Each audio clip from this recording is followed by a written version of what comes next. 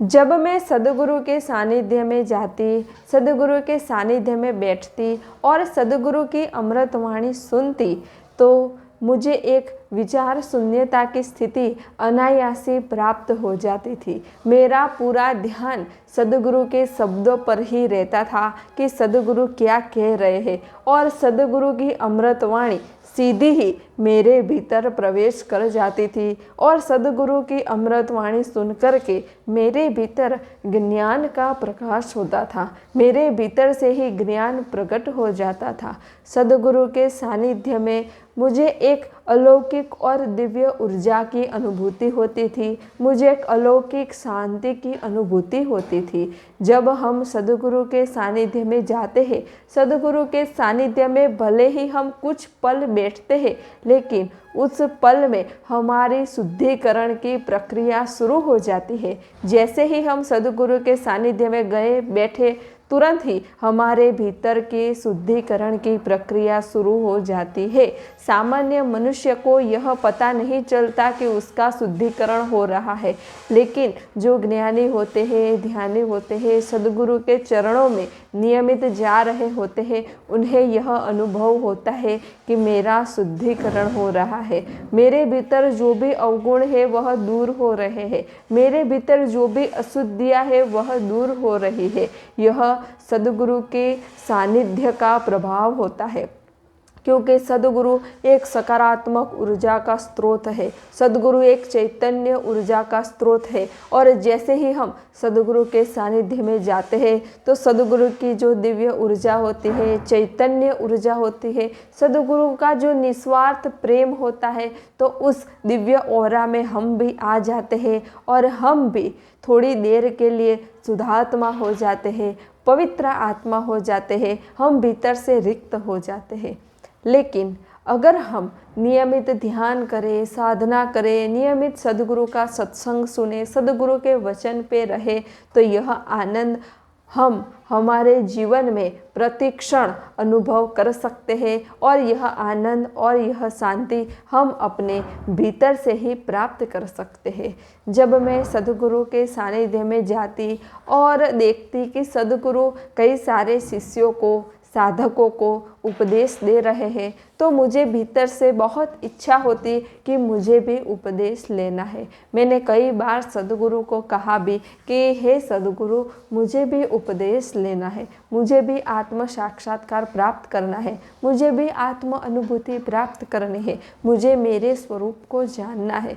लेकिन फिर सद्गुरु कहते कि जब तेरा समय आएगा ना, तब तुझे उपदेश जरूर दूंगा।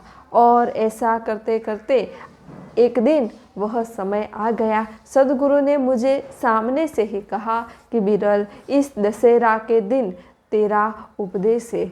4 दिन पहले मुझे यह पता चला और मेरे भीतर का जो आनंद था, मेरे भीतर का जो प्रेम था, उसका तो कोई वर्णन ही नहीं हो सकता।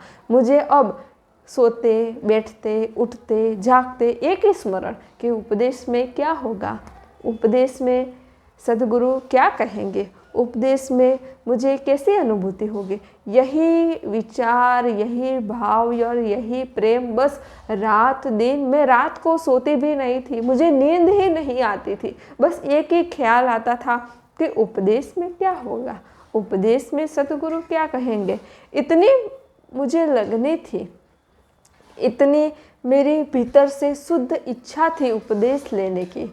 और यही भजन के साथ, यही भाव के साथ, यही प्रेम के साथ आज वह दिन आ गया। आज तो सुबह से ही मेरे भीतर इतना आनंद छलक रहा था, इतना आनंद छलक रहा था, और दोपहर को तो मैं रोने ही लग गई। इतना आनंद मेरे भीतर था कि परमात्मा की कितनी असीम कृपा है, परमात्मा कि मुझ पे कितनी दया है कि आज मुझे ऐसे अनुभव सिद्ध महापुरुष का सानिध्य मिला और उनके सानिध्य में आज मुझे उपदेश मिल रहा है। मेरे कितने अहोभाग्य है, ब्रह्मलोक के सभी महापुरुषों की मुझ पर कितनी कृपा है। बस यही परमात्मा को धन्यवाद कह करके, सद्गुरु को धन्यवाद कह करके मेरा हृदय भर रहा था और मेरी आंखों से अश्रु ही बंद नहीं हो रहे थे। इतना मेरे भीतर आनंद छलक रहा था। इसी आनंद के साथ, इसी प्रेम के साथ, इसी भाव के साथ आज रात को 9 बजे हम सद्गुरु के द्वार जाने के लिए निकले। तब भी भीतर यही बस विचार था, भाव था कि आज मेरा जन्म होने वाला है, मेरी आत्मा का जन्म होने वाला है। आज से मेरा जीवन एक अलौकिक और दिव्य हो जाएगा। आज मैं एक चेतना के विश्व में प्रवेश कर जाऊंगी। आज मेरा मनुष्य जन्म सार्थक हो जाएगा, मेरा मनुष्य जन्म धन्य हो जाएगा। इसी भाव के साथ मैं सद्गुरु के द्वार गए, सद्गुरु के अलौकिक दर्शन किए। सद्गुरु के दर्शन करते ही मेरे भीतर एक स्थिरता आ गई, एक विचार शून्यता की स्थिति प्राप्त हो गई। मेरे भीतर एकदम शांति हो गई और मैं शांत चित होकर के वहाँ बैठ गई। फिर बाकी सब साधक भी आ गए। फिर उपदेश की शुरुआत हुई।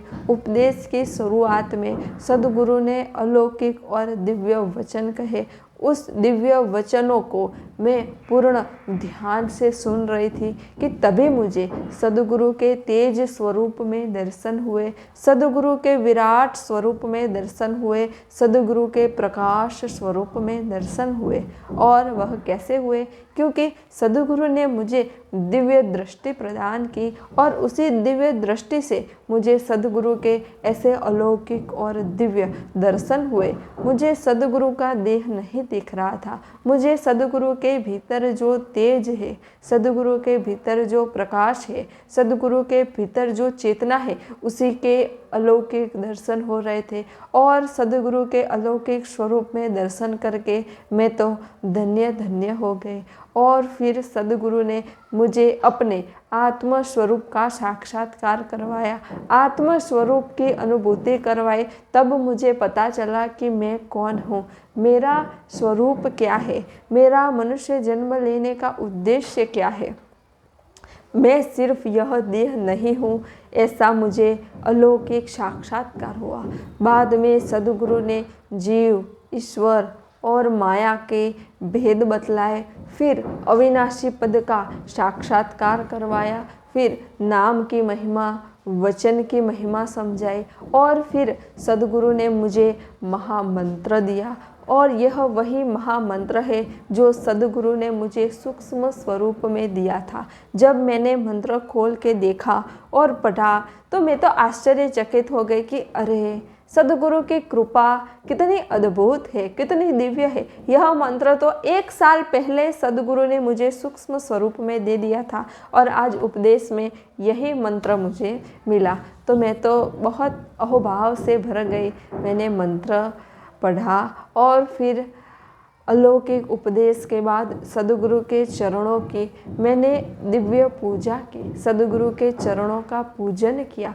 जब मैं सद्गुरु चरण का पूजन कर रही थी तो मेरे भीतर एक अलौकिक ऊर्जा प्रवाहित हो रही थी, एक चैतन्य ऊर्जा बड़ी जोर से प्रवाहित हो रही थी। मुझे ऐसा लग रहा था कि जैसे पूरे विश्व ब्रह्मांड की ऊर्जा मुझ में प्रवाहित हो रही है। सद्गुरु के चरण मेरे हाथ में थे, मेरी आँख में अश्रु थे और मैं जल से सद्गुरु के चरण का पूजन कर रही थी और मेरा मुख सद्गुरु के चरणों के नीचे था और वह चरणामृत सीधा मैं पी रही थी। मैं चरणामृत सद्गुरु के चरण पे डाल रही थी और फिर अपने मुख से पी रही थी। ऐसा करते करते मैं बहुत सारा जल अपने भीतर ग्रहण कर गई और जैसे जैसे मैं जल पीती जाती, जैसे जैसे सद्गुरु के चरणों का पूजन करती जाती, मेरे भीतर तो इतनी अलौकिक ऊर्जा प्रवाहित हो रही थी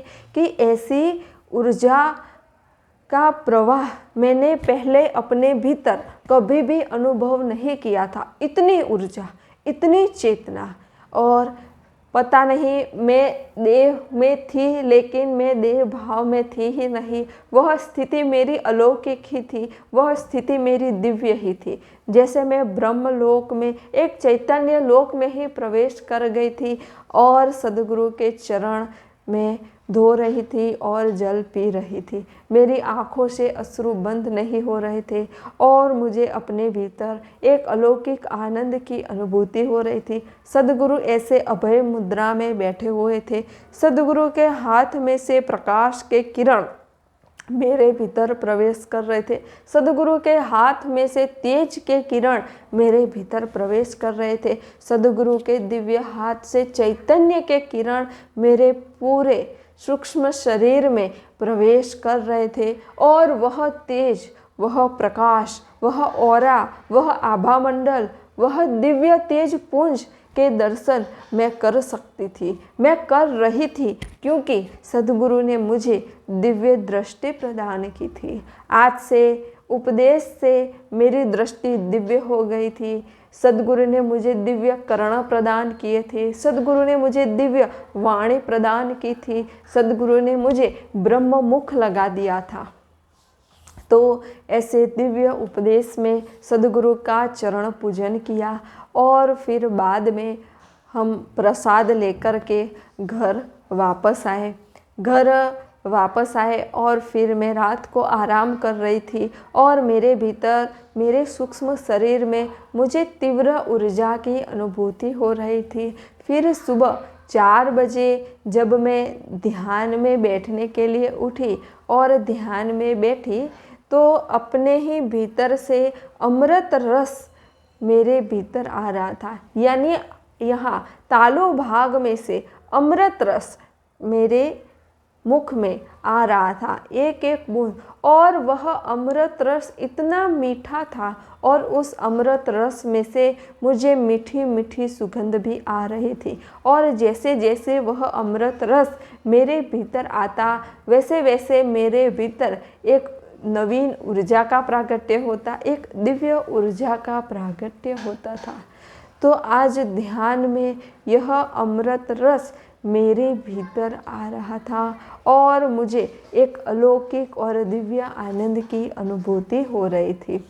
उपदेश लेने के बाद भी मैं उसी मंत्र का जाप निस्दिन कर रही थी, जो मंत्र सद्गुरु ने मुझे सूक्ष्म स्वरूप में पहले ही दे दिया था। तो उसी मंत्र का जाप मैं नियमित करती थी। मैं जब कॉलेज जाने के लिए घर से निकलती तो मंत्र का जाप करती, कॉलेज पहुंचती तब भी मंत्र का जाप करती, जब मैं क्लास में बैठती तब भी मेरे भीतर तो मंत्र का जाप चालू ही रहता था। जब मैं कॉलेज से घर आती तब भी मंत्र का जाप मैं करती ही रहती थी, क्योंकि सद्गुरु हमें बीज देते हैं।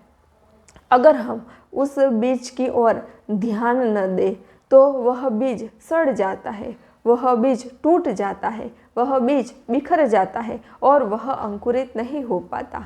तो उस बीज को अंकुरित करने के लिए सद्गुरु हमें महामंत्र देते हैं। अगर हम अपने श्वासोश्वास में वह महामंत्र का जाप करें तो वह बीज को प्रेम रूपी जल मिलता है, भजन रूपी जल मिलता है और वह बीज धीरे धीरे धीरे धीरे अंकुरित होता है।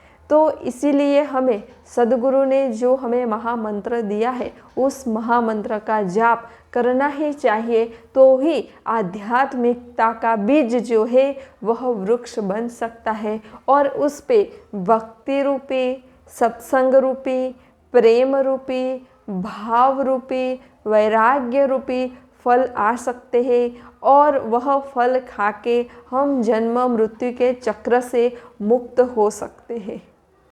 तो मैं जब यह महामंत्र का जाप करती तो मेरे भीतर एक सकारात्मक ऊर्जा बढ़ती थी, मेरे भीतर एक अद्भुत एकाग्रता आ गई थी और अब मैं सद्गुरु की कृपा से जो भी शुद्ध भाव से संकल्प करती थी तो वह सारे संकल्प मेरे पूर्ण हो जाते थे। मैं शुद्ध भाव से जो भी इच्छा प्रकट करती थी तो वह इच्छा पूर्ण हो जाती थी। उपदेश के बाद मैंने यह शुद्ध इच्छा की थी कि मुझे भी भजन लिखने हैं, मुझे भी भजनों का प्रागट्य करना है।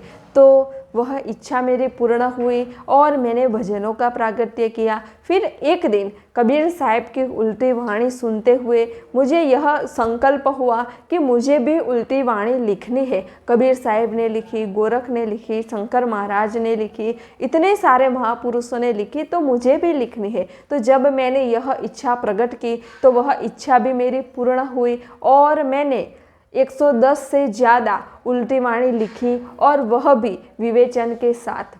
जब नवरात्रि थी और मैं गरबा सुन रही थी तो मेरे भीतर से ऐसा हुआ कि यह गरबा भी किसी महापुरुष ने लिखा होगा ना, यह आद्य शक्ति की आरती भी किसी महापुरुष ने लिखी होगी ना, तो मुझे भी गरबा का प्रागट्य करना है। तो जैसे ही मैंने यह संकल्प किया तुरंत ही मैंने कई सारे गरबा का प्रागट्य भी किया। जब मैं सूफ़ी गज़ल सुनती थी तो सूफ़ी गज़ल सुनते वक्त भी मुझे यही इच्छा हुई कि मुझे भी गज़लों का प्रागट्य करना है। तो यह इच्छा हुई तो मैंने भी 300 से ज़्यादा गज़लों का प्रागट्य किया और यह सब सद्गुरु की कृपा है। और भी मैंने बहुत कुछ प्रागट्य किया है और यह सब सद्गुरु की कृपा है, क्योंकि मैं जो भी शुद्ध भाव से संकल्प करती, जो भी शुद्ध भाव से इच्छा करती, वह इच्छा मेरी पूर्ण हो जाती थी, वह संकल्प मेरे पूर्ण हो जाते थे। यह महामंत्र की शक्ति है, क्योंकि जब हम मंत्र का जाप करते हैं तो पहले तो हमें कोई विचार आते नहीं, ना नकारात्मक विचार आते हैं ना सकारात्मक विचार आते हैं। जब हम मंत्र का जाप करते हैं तो हमें कोई व्यक्ति भी याद नहीं आते, कोई वस्तु भी याद नहीं आती, कुछ भी नहीं, बस हम उसी मंत्र के शब्दों के साथ लीन हो जाते हैं। और जब हम उस शब्द के साथ लीन हो जाते हैं यानी हम ब्रह्म के साथ लीन हो जाते हैं, क्योंकि शब्द भी एक प्राण ही है ना, हमारी नाभि में से जो हम बोल रहे हैं, जो शब्द निकल रहा है वह भी प्राण ही है। तो हमें भी निस्दिन सद्गुरु महामंत्र का जाप अवश्य ही करना चाहिए। तो मैं तो हर रोज़ यह महामंत्र का जाप करती ही थी और मुझे बहुत अच्छा लगता था।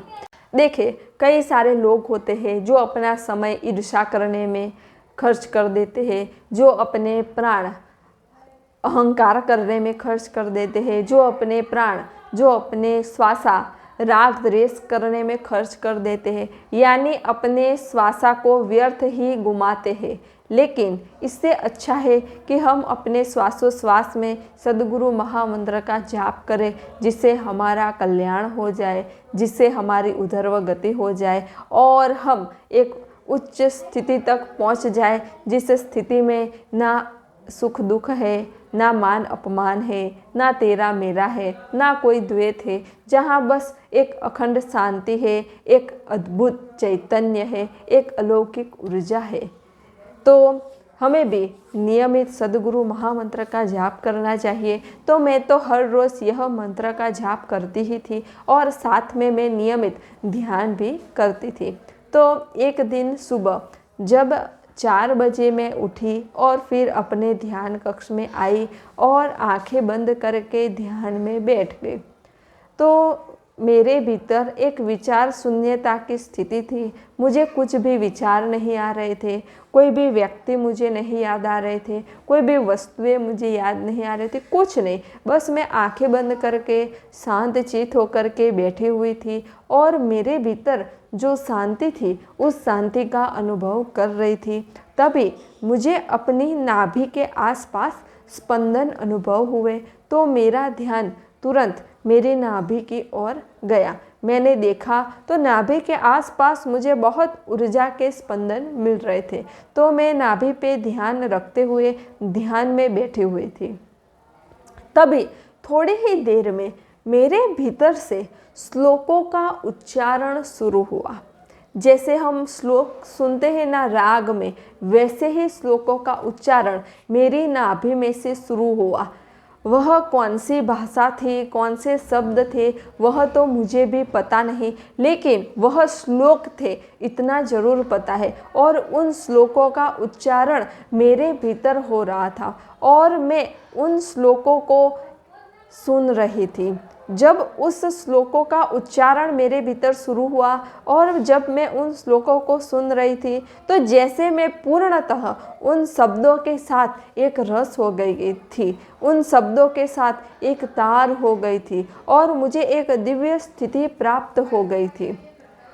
और ध्यान में मुझे 2 घंटे तक यह श्लोक सुनाई दिए और मैं यह श्लोक सुनती रही। बस उस स्थिति में तो मेरा शरीर नहीं था, मन नहीं थी, बुद्धि नहीं थी, चित्त नहीं था, अहंकार नहीं था, कुछ भी नहीं था। उस स्थिति में बस श्लोक ही थे जो मुझे सुनाई दे रहे थे और मेरे भीतर का साक्षी था जो यह श्लोक सुन रहा था। और इसी श्लोक के गुंजारण 2 घंटे तक मेरे भीतर हुए और 2 घंटे तक मुझे कुछ भी पता नहीं था कि मैं कहाँ बैठी हूँ, क्या कर रही हूँ, ध्यान में बैठी हूँ, रूम में बैठी हूँ, कुछ भी नहीं, कुछ भी ख्याल ही नहीं था। जैसे मेरा मन ही अदृश्य हो गया था और 2 घंटे तक मैं ऐसे ही बैठी रही।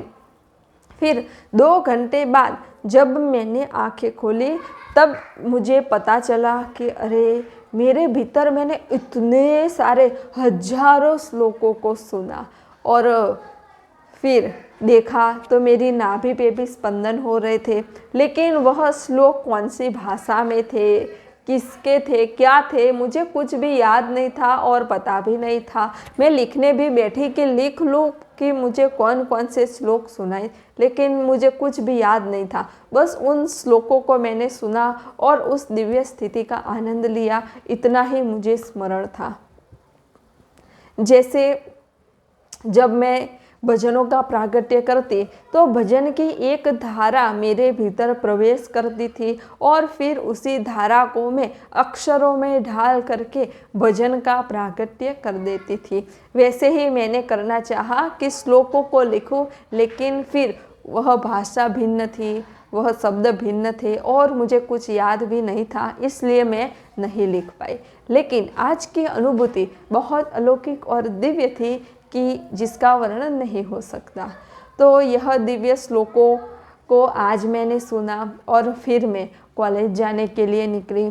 कॉलेज जब मैं जा रही थी तब भी मेरे भीतर भजन चालू ही था, सद्गुरु के महामंत्र का जाप चालू ही था और जैसे जैसे मैं जाप करती जाती थी वैसे वैसे मुझे एक दिव्य शक्ति का अनुभव होता था। मुझे ऐसा लगता था कि मेरे साथ एक दिव्य शक्ति है, मेरे पास दिव्य ऊर्जा है, मेरे पास चैतन्य ऊर्जा है, ऐसी मुझे अनुभूति होती थी। और मेरी कॉलेज में भी जो स्टूडेंट्स थे वह भी मुझसे कहते थे कि बिरल तुझ में कुछ तो अलग है, बिरल तुझ में कुछ तो भिन्न है, तू हम सब जैसी नहीं है, तू सबसे अलग है। मैंने कहा मुझे सद्गुरु का सानिध्य मिला है, मुझे सद्गुरु की कृपा प्राप्त हुई है, मुझे सद्गुरु का दिव्य चैतन्य मिला है, मुझे आत्म साक्षात्कार मिला है, इसलिए अब मेरा जीवन ही पूर्णतः परिवर्तित हो गया है। अब मैं आध्यात्मिकता की ओर आगे बढ़ रही हूँ, अब मैं अपनी मंजिल की ओर आगे बढ़ रही हूँ, अब मैं अपने स्वरूप की ओर आगे बढ़ रही हूँ। तो जब हमें सद्गुरु का सानिध्य मिलता है, सद्गुरु की कृपा प्राप्त होती है, तब हमारा जीवन पूर्णतः परिवर्तित हो जाता है। लेकिन हमें उस राह पे चलना होता है, सद्गुरु के बताए रास्ते पे हमें चलना पड़ता है, उनके वचन पे रहना पड़ता है, तभी हम इस मार्ग में आगे बढ़ सकते हैं। तो यह मैंने आप सभी को मेरे आध्यात्मिक मार्ग की अनुभूति कही।